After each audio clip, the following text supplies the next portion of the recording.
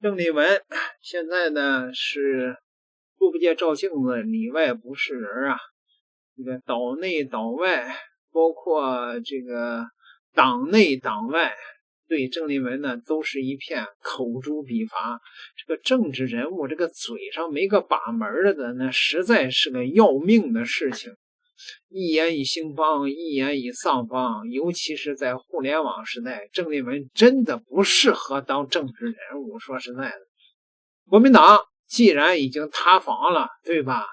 那就索性不装了。韩秃子现在来美国窜访啊，这个言辞猥琐，说非要当美国的不结婚的小三儿。见的是佩洛西，那位说那这个川普能那个饶得了他吗？啊，是吧？还想让川普赶快那个批军售呢？好吧，那个国民党啊，人家25日的时候表示，维护台湾安全必须兼顾自我防卫能力，深化台美伙伴关系及两岸沟通对话。啊，那位说这不就是郑丽文的主张吗？对，那就是保台的3要素嘛，强武啊，就是对抗到底吧，啊，还有是亲美，再一个排在最后的才是两岸对话。这个主张啊，与此前朱立伦当主席的时候所提的各组与对话又有所不同，新加了一个亲美，且亲美排在两岸对话之前。啊，郑丽文现在认为亲美能够保台，认为对话了大陆就不会武统了。所以说中国大陆的对郑丽文的风评啊，现在是急转直下。各位啊，有这个中国的女网友是这么评价郑丽文的：太震撼了，这个女孩对台湾的言论绝对是民族的骄傲。看视频。团长，今天咱们先把丑话说在前面，这条视频无意冒犯你，只是你现在的热度非常高，我生怕有人说我在蹭你的热度，只是对于你最近的每一句妄言，我已经到了忍无可忍的地步。而今天录制这期视频呢，也没有别的意思，只是希望你能够摆正自己的位置，管住自己的言辞，别再用偷换概念的鬼话混淆是非。你口口声声求大陆再给台湾一点时间，那么我想请问，从1992年9·2共识确立一个中国原则至今30年的光阴还不够吗？大陆把台湾当叛逆却疼爱的孩子，苦口婆心等了70余载，从两岸全面3通到无数惠台政策落地，从民间交流热络到国台办始终敞开对话大门，这份耐心与包容，难道还换不来你的清醒与认知吗？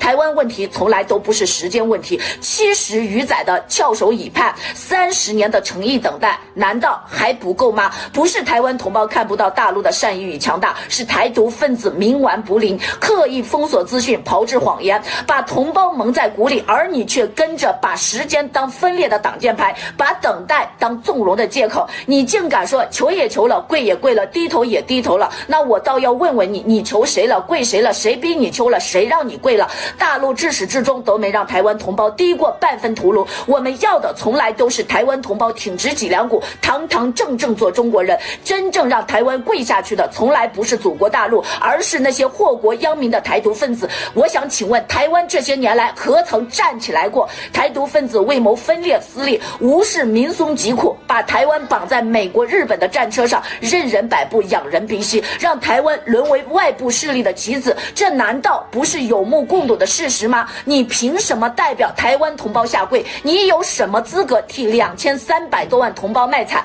更令人不齿的是，你竟在直播间对着大陆同胞破口大骂，就因为有人提及武统，简直荒谬至极。我们从来没有武统派和和平派之分，只有统一派。统一是核心，和平与武力不过是实现统一的2种选择，是一张牌的正反两面，目的都是让台湾回家，让祖国完整，何来的对立？你对着叛统一的同胞恶语相向，这份莫名的愤慨究竟来自哪里？是分裂势力洗脑太深，还是怕武统断了你左右横跳的头肌肉？当初大陆同胞愿意给你掌声，不过是因为你对某件事做对了，某句话说对了，绝非对你这个人盲目追捧。可你呢，立场摇摆不定，左右横跳，本身就表明你根本没有坚定的立场。解放台湾，实现祖国完全统一，根本不是谁可以拿来讨价还价的筹码，你却妄图借着统一话题左右逢源，谋取私利，这份虚伪嘴脸早已暴露无遗。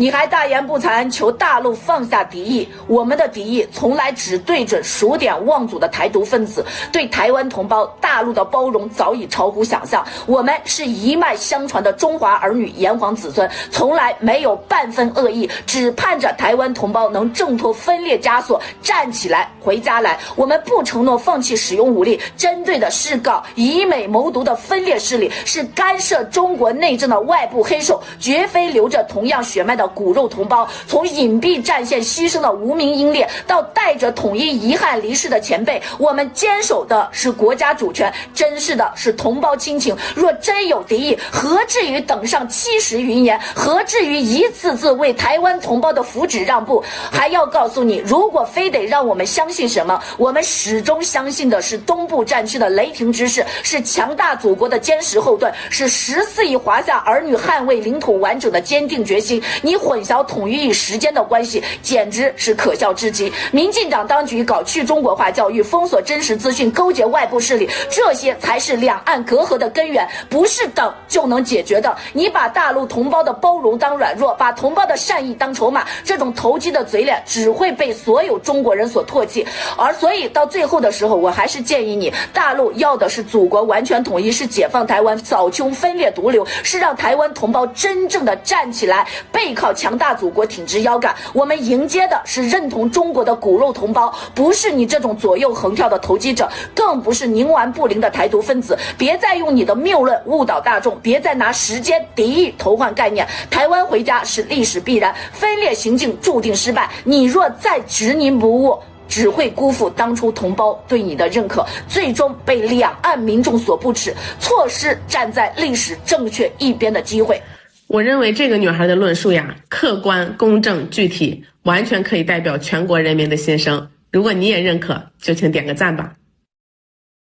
只谈和平，不谈统一，要求大陆再给你郑丽文10年，这个嘴确实是要咧到后脑勺上去了。要没有耳刀挡着的话，是吧？你别说10年了，你郑丽文还有1年嘛？我估计他比那个洪秀柱可能都短命，是吧？现在要照现在他的这个处境发展下去的话，是吧？好吧，岛内的这些人物啊，名嘴啊，对郑丽文的评价，郑村奇先生那是说的是直言不讳，说这个郑丽文啊，简直脑子里的一团浆糊啊，他这张大嘴啊，看见就恶心啊。这些资本主义这个里面好的东西，如果不能够为大众服务，我宁可毁了又怎么样？这套经济又怎么样？这样你懂我的意思？当然我们不能这么消极，但是不可以倒挂说，哎呦，所以台湾多重要，不能动，也没那么重要了。跟从中国大陆的立场，就是能够和平解决最高，那是挑战自己，但台湾人要郑丽文说不能碰我，你碰我，我要怎么样怎么样，这不知自己是轻重。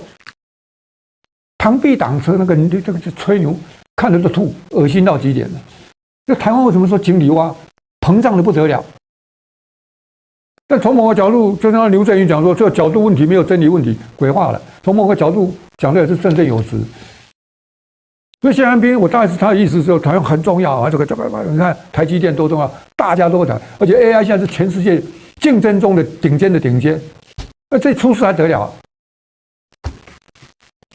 我要问啊，现在这个 AI 是掌握在人民手上吗？是为人民服务吗？为全世界服务吗？如果是好的，那当然不能让它出事啊，一出事就坏了。如果不是，好东西在坏人手上，那毁了就毁了嘛，好东西也毁了就毁了，坏人会把它拿好东西再干坏事的。我看这个好东西毁了，当然很可惜啊。重点是那坏人死了，那还是划得来啊。我当然都希望说，好东西留着我们来用。可现实不是这样啊，现实妈坏人掌握这些好东西啊，在干坏事啊。如果这种崩了有什么关系？啊，如果你怕就不会动嘛，就会反对革命、反对变革嘛。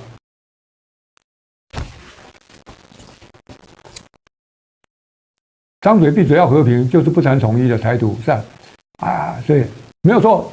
林飞，你讲得好，比赵少康那种不同不武的更毒、更坏，而且还自以为是，而且这两边兜售，哇，觉得可以在中美之间，这看着就想吐，真是想吐。但我前面讲太多没有用，哎，我提早讲说你是不是？我跟他改天来讲，我帮了他，那不是多大，就至少帮了。当然是期望能够往，哎呀，这是烂泥扶不上墙。不过这家伙够精啊，说不定也会听到这种批评，他还来得及改，而且会改，因为他的既得利益不够深厚，不像国民党很多那些啊，那简直是可怕到极点。国民党里面就有一堆人哦，希望这条路可以走他一辈子，就这样。问题是你所面对的国际的政治形势、两岸的形势，你有拖的本钱吗？你现在是面对的中国大陆已经实质在搞近海管理了，实质在推不统而统啊，这就是现实面嘛。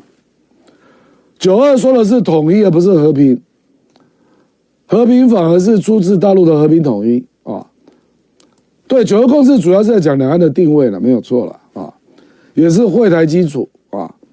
那所谓先谈和平不谈统一，不就是先谈会台不谈9·2共识吗？我觉得这一点啊，你这个是严格解读了。那中国大陆会不会这样来挑郑丽文的语病啊？我觉得不一定啊，不一定啊。郑丽文在台湾内部也要做人啊，这就是现实面嘛。所以郑丽文为什么会抛出欧盟模式？我对大陆也有点了解的，欧盟模式大陆当然不会赞成啊。可是我跟你讲啊，你不要忘记欧盟的创立者，他有一个长远的目标啊，他们也是在寻求长远的欧洲变成一个，我们也不要说国家啦，就变成一个政治共同体了，也有这种东西啊。所以我觉得郑丽文为什么会讲欧盟？因为欧盟是台湾比较听得下去的用语了，比较不会那么忧虑了，就这样嘛。哦，那反正这个问题啊，两岸还要磨合一阵子了。我讲白了，你讲的我当然懂啊，我知道站在大陆的立场，就会讲说，不是谋求国家的统一吗？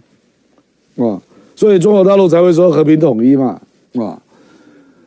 这个没有错了，这个是站在大陆的理解了，我也不能说你错了，可是台湾就是有多党政治嘛，郑丽文要回来做交代嘛。那大陆的这样的用语，很不幸啊，在马英九执政8年内，我并不认为台湾老百姓有做这样的认知。这个马英九当然要负责任，根本没有从心里认同同属一中。我跟你讲啊，他如果在台湾都讲同属一中，那我跟你讲，国民党不会有人请他助选的，我跟你保证啊，没有人会请他助讲。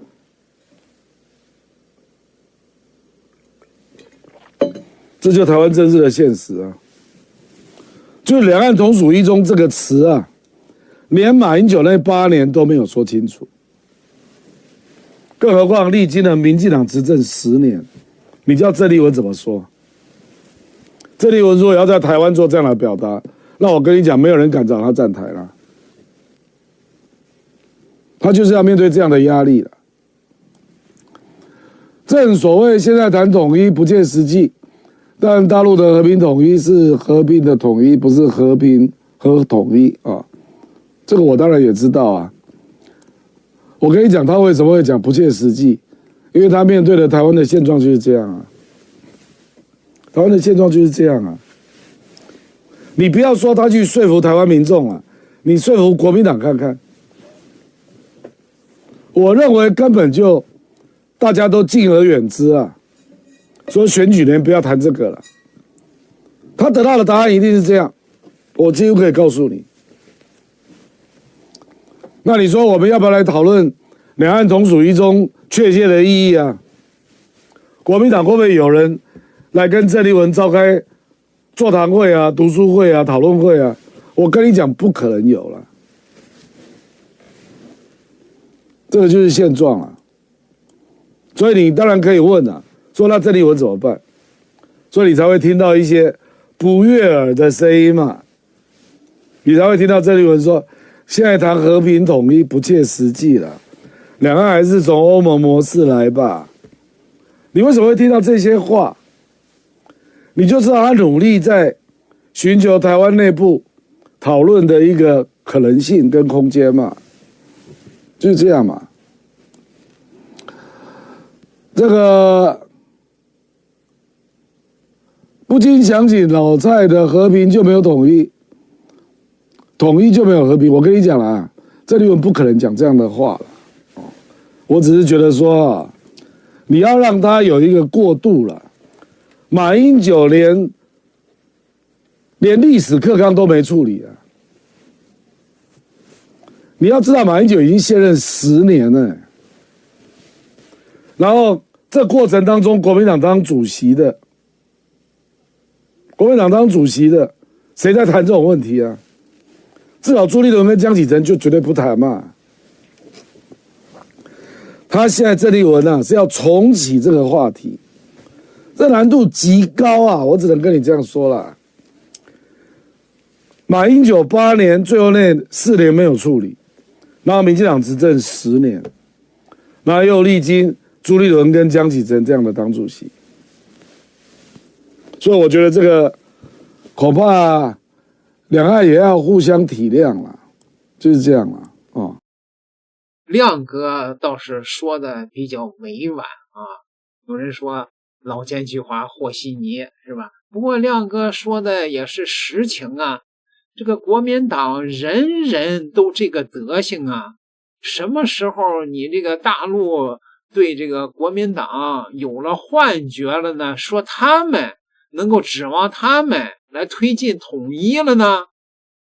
大陆的幻想狠狠的被郑丽文抽了2个嘴巴子，该醒了吧，别那么麻木了，点个订阅吧，咱们下集再聊。